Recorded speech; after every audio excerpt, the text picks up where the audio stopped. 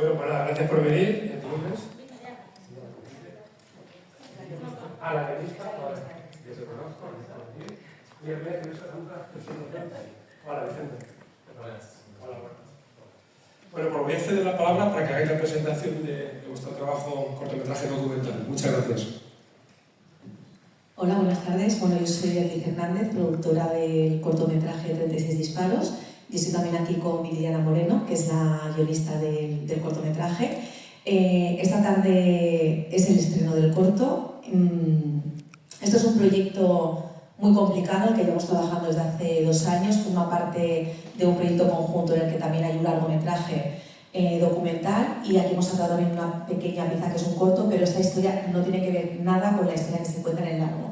Esta historia trata sobre todo de los procesos de creación, ¿no? De cómo un grupo de cineastas, de amantes del cine y demás, decidimos coger la mochila y nos a grabar una expedición que se llama Ruta Inti, hace 2 años, y queríamos contar una historia, y cómo de repente cuando estás allí y quieres contar esta historia, pues todo se desmorona porque la persona a cargo de todo esto no encontraba la vía de contarla, no encontraba cómo expresar. Desde el punto de vista de la directora, que es Sonia, que por cierto no ha podido venir, he dicho que le hubiera gustado estar aquí, pero ahora está... Bueno, porque ella es mitad de Alicante, es de Albacete, entonces dice, sí. Sí. Eso dijo cuando me hubiera gustado. No he podido por cosas de trabajo, pero sí. Pero bueno, la historia está creada un poco desde su punto de vista y del equipo, de cómo han pasado, ¿no? Todas esas vicisitudes de encontrarse en una ruta en medio de Marruecos intentando hacer un documental que no tenían la historia realmente. Y ese encuentro entre 2 generaciones también, porque la Ruta Inti es una generación, la generación Z, y ellos terminan siendo los millennials, ¿no? Entonces un encuentro, una conversación entre ellos, y bueno, espero que os guste.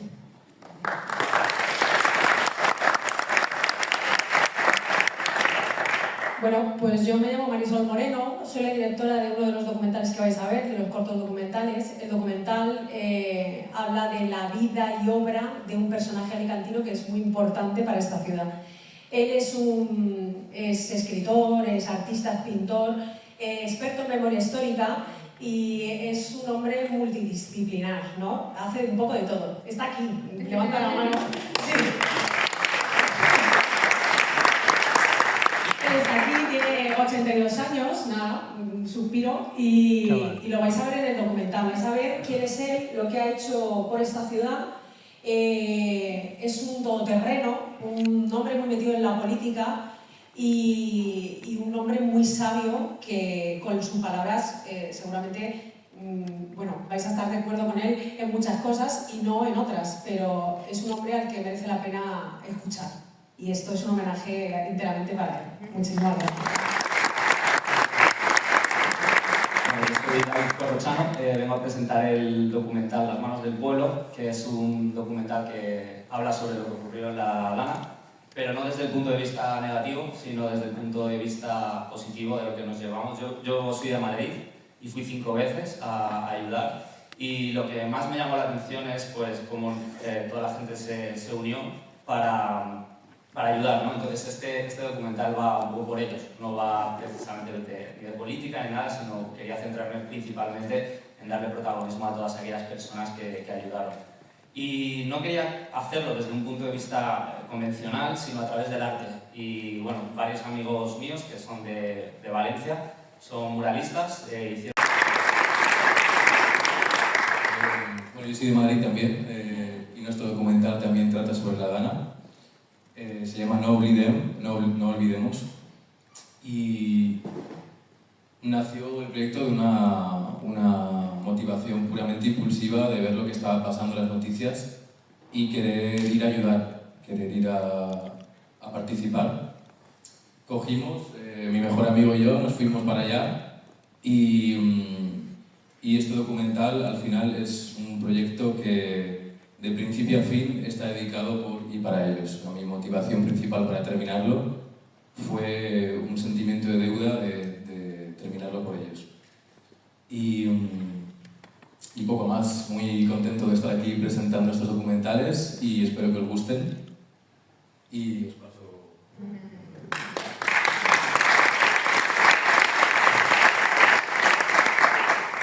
Bueno, eso, yo también vengo de parte de No Oblidem,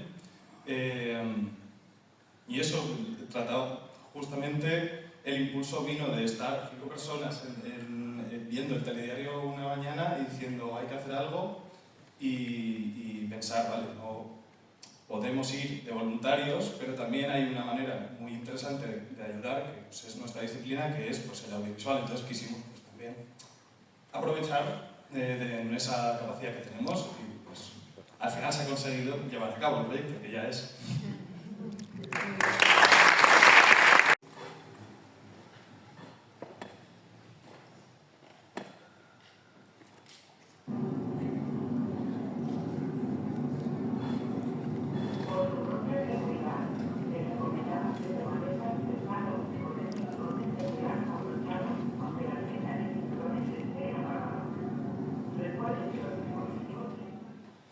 En octubre de 2023 me quedé sin espacio de almacenamiento en la nube.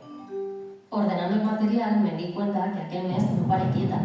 Festivales de cine, mercados, aeropuertos, coches, trenes, aviones, Península, Baleares, México y de vuelta a casa, Albacete, para terminar el mes en uno de mis festivales de cine favoritos, Avicine. Allí empezó todo. Ahora, revisitando esas imágenes, veo cómo vivimos grabando y documentando todo, produciendo imágenes y versiones infinitas de nuestras películas. 3 de los personajes de esta historia también decidieron dar un giro y volcarse de lleno en lo que es el proyecto de sus vidas. Fernando, Manuel y yo nos planteamos que teníamos que dejar nuestros trabajos para poder mantenernos, o sea, para poder estar a tiempo completo con Ruta Inti, y fue una decisión que me dio mucho vértigo, pero creo que ha sido de las más claras que he tomado en este ámbito en mi vida, porque desde el principio... ¿Llevas lo que has vivido? Lo que más me atormenta siempre es que se me pase la vida sin verlo. Yo creo que todos tenemos miedos.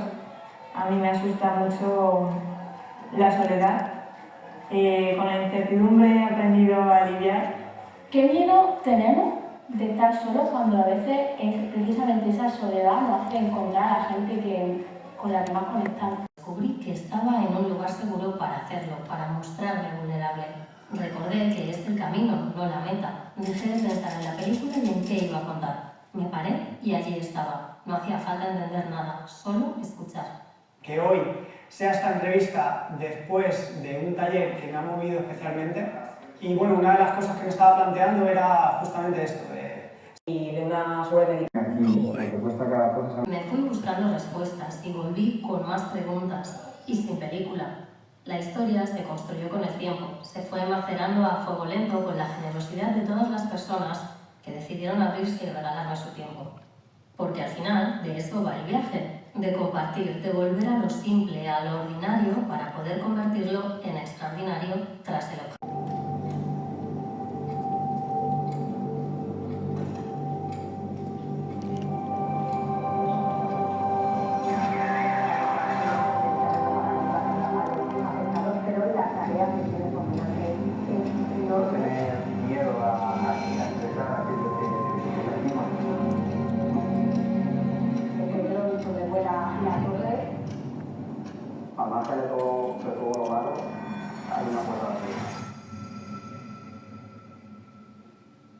A mí me pilló aquí en mi estudio, una cosa que vino de repente, no sabíamos muy bien qué es lo que estaba pasando.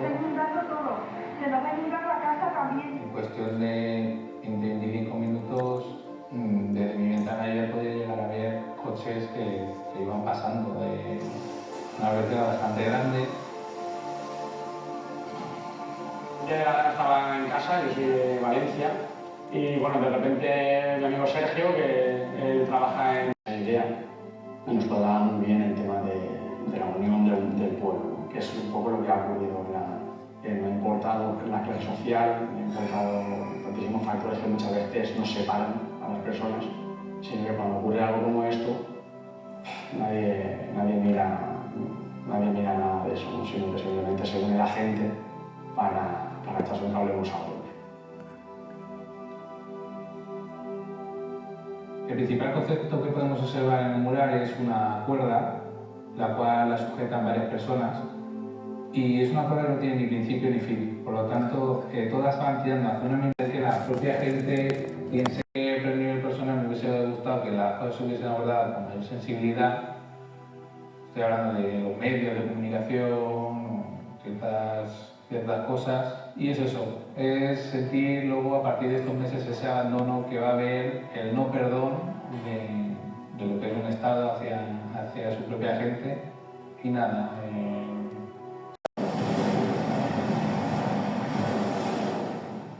Busco entre los álbumes de fotos y apenas tengo fotos contigo. Siempre tan ocupada, concentrada en que todo estuviera correcto, cuidando a los demás sin cuidar. Solo había que hacer lo que tocaba. Contrastaba con el cariño que proyectabas fuera de casa. Tenerte sin tenerte. Tan pendiente de todos que lo demás se escapó. Una infancia dura, pero llena de sueños. Querías ser artista y te pasaste la vida cantando. Siempre decías que quien canta su mal espanta. Muy joven te fuiste a... ¡Mua! Que te voy a dejar todo. Bueno, quiero. Llamaste a tu prima del pueblo para que hablara con el hijo del Antonio, para que te lo arreglara todo, que en unos días estabas allí. Me pides que te prepare la ropa. Hija, el vestido burdeos está bien, con la chaqueta 3/4 que me cubre los brazos.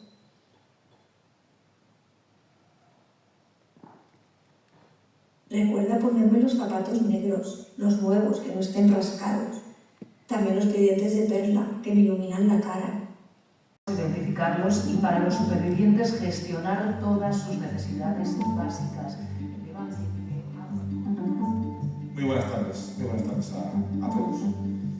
En este primer consejo extraordinario y urgente, después de la DANA, el Pleno del Consejo quiere seguir mostrando su cercanía al dolor, su cercanía a la espera, su cercanía a las víctimas, a los familiares. Atascado. Voy a darle otra vez y el agua ya la llevaba por las rodillas. Le doy otra vez, el agua casi por el pecho. Veo que el bombín no iba, me agobio mogollón y digo, me cago en la puta, si no voy a poder irme para atrás. En ese mismo momento, con una mini ola que ya arrastraba 3 y 4 coches, lo lleva arrastrando la ola y golpea contra la cristalera del Mercadona de Benetús. De una forma absolutamente brutal. Los sistemas de alarma de Mercadona sonando a toda hostia, la luz iba y venía, el estruendo de la cristalera rebotando cristales por todo Dios, el agua chocándose y proyectando los coches contra eso, y el coche, los que rebotaban, venían hacia donde yo estaba, que era el patio. A todo esto, dándole con la pierna al coche, porque lo primero que pensé, ¿será posible que la voy a palmar aplastado con un puto percolsa aquí hecho una mierda? Y le daba, como iba flotando, le daba con la pierna para quitármelo de encima. Y nada, y el coche, pues nada, eso se movió un poco, conseguí zafarme porque seguía sin poder abrir la puerta.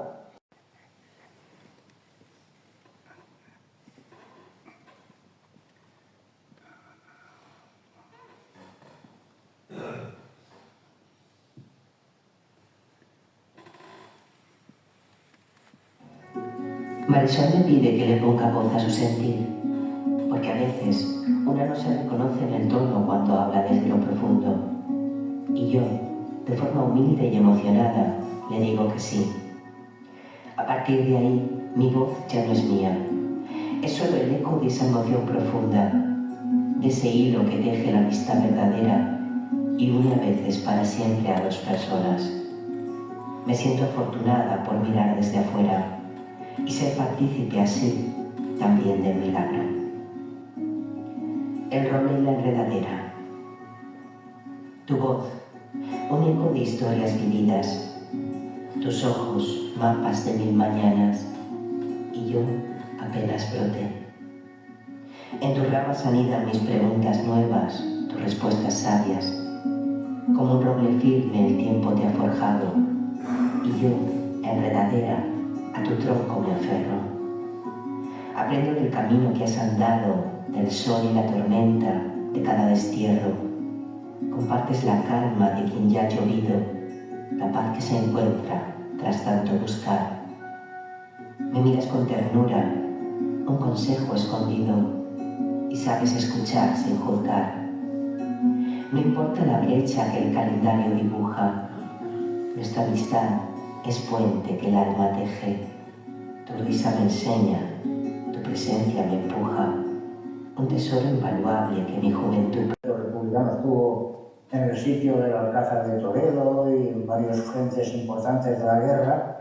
Enseguida fue detenido y juzgado.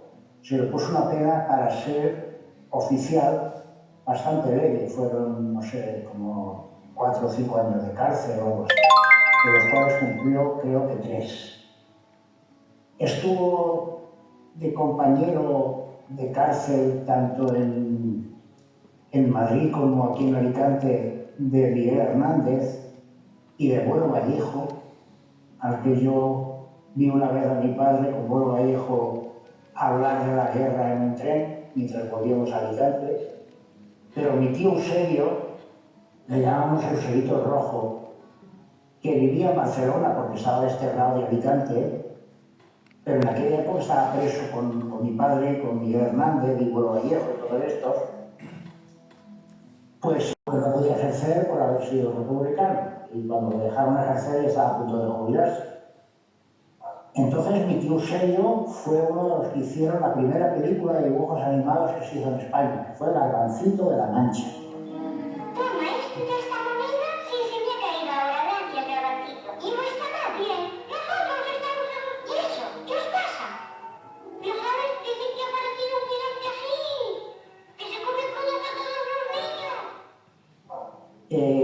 Como él no podía firmar en los títulos de crédito de la película, hay una escena en que sale Garbancito de la Mancha con una serie de personajes y ahí hizo la caricatura tanto de él como de todos los demás colaboradores de la productora que estaban sancionados y no podían firmar la película que se hizo. Después estaba mi tío Ramón, médico, que era médico de enfermedades venéreas y por lo tanto se ocupaba de toda la prostitución de Alicante, entre las que era muy popular. De hecho, se recuerda en mi familia que a su funeral, otra las mujeres no iban a los entierros, pero sí asistían a los funerales, asistieron todas las fulanas de Alicante, para escándalo de algunos familiares que decían, bueno, pero esta gente está aquí. Yo considero que fue un honor, porque que esas personas lo quisieran como lo querían, para mí es un rasgo de mucho, o sea, dice mucho a su favor. Era teósofo, que es una especie de secta o de escuela filosófica. Mi trabajo sobre el artista. Intento comunicarme a través de la textura, de la madera, a veces del olor, de aquello que genera curiosidad y sorpresa, aquello que es casi un cuento pero narrado con una estructura, con una materia. Yo soy la primera de 3 hermanas, entonces estuve bastante tiempo con él, supongo que más que ellas, y bueno, me venían así como flashes, y un flash muy claro son las historias del chico Balandrán, que él se inventaba cuando yo era muy pequeñita, y era un astronauta que iba por el espacio y iba teniendo aventuras, ¿no? Eso es por un lado. Otro flash es la jaula, que la jaula era digamos que el taller o el espacio en el que él se recluía para pintar y para leer y tal. y yo pues cuando no me dejaba o no me veía me metía allí. Y es verdad que ya de muy pequeña, nada más empezar a leer, yo empecé a leer su biblioteca, un espacio como muy lleno de cosas, de libros sobre todo, pero también de pintura, de objetos. Entonces creo que esa curiosidad por encontrar, por el hallazgo, ¿no? por buscar y encontrar, creo que en parte, no todo, pero en parte sí que me viene también de él, ¿no?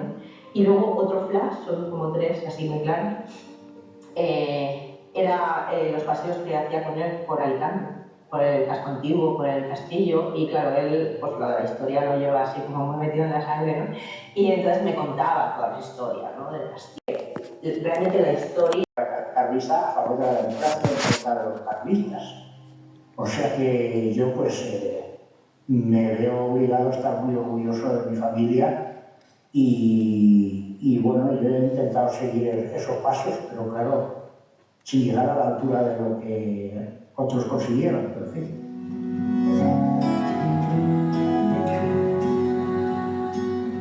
Porque yo tuve un episodio muy extraño. Yo hice la mili en Sidi Ifni, entonces era un territorio español, una colonia española. Bueno, pues yo estaba en Sidi Ifni, yo hice allí dos buenos amigos. Bueno, aquella gente hablaba mucho sobre Krishnamurti y sobre el budismo zen. Yo conocí a Krishnamurti por mi tío Ramón, el médico, que tenía el primer libro de él, que se llamaba A los pies del maestro. Krishnamurti tuvo una evolución muy espiritual muy importante y al final rompió con los teósofos y tenía su filosofía particular. Yo pasé por la mesa y vi un libro que ponía Krishnamurti y se me ocurrió decir, hombre, Krishnamurti, mira, tal, y me fui a la barra que dio una bebida.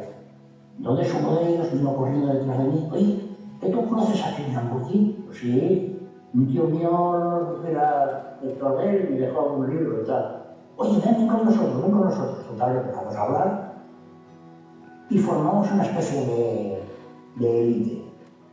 Allí en todas las demás mesas se hablaba de fútbol o de tías buenas. Menos en esa mesa que se hablaba de filosofía y cosas así. Ese libro prácticamente pasó desapercibido, me pareció un libro excelente. Bueno, vamos a reeditarlo. Remaqueto, se hace todo y se publica en Amazon. Cuando se publica en Amazon, él cree que se puede hacer algo más. Tiene un montón de material sin publicar. Mira, es un tipo brillante, con una capacidad de ver lo que quieres o lo que le has pedido y de pronto simplemente se queda mirando, pero al día siguiente te llama o te escribe y te dice, fíjate lo que acabo de escribir. Y dices, me lo puedo creer.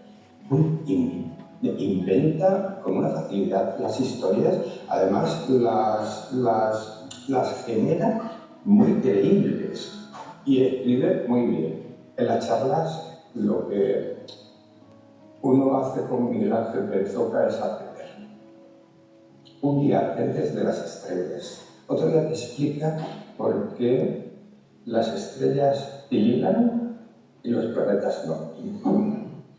Otro día te habla de su padre, te habla del campo de los almendros, del primer centro, de alguna manera, donde metieron aquí a los presos en Alicante. Otro día te habla de aquel 25 de mayo bombardeado y te dice que en una investigación de él sabe quién fue el comandante que dirigía el escuadrón de aquel bombardeo y que además condecoraron al gobierno italiano, condecoró a Pedro España. Tiene tal maestría para entender las cosas que te las puede describir tan bien que tú además las aprendes de él. Esto es lo que yo hablaría de él.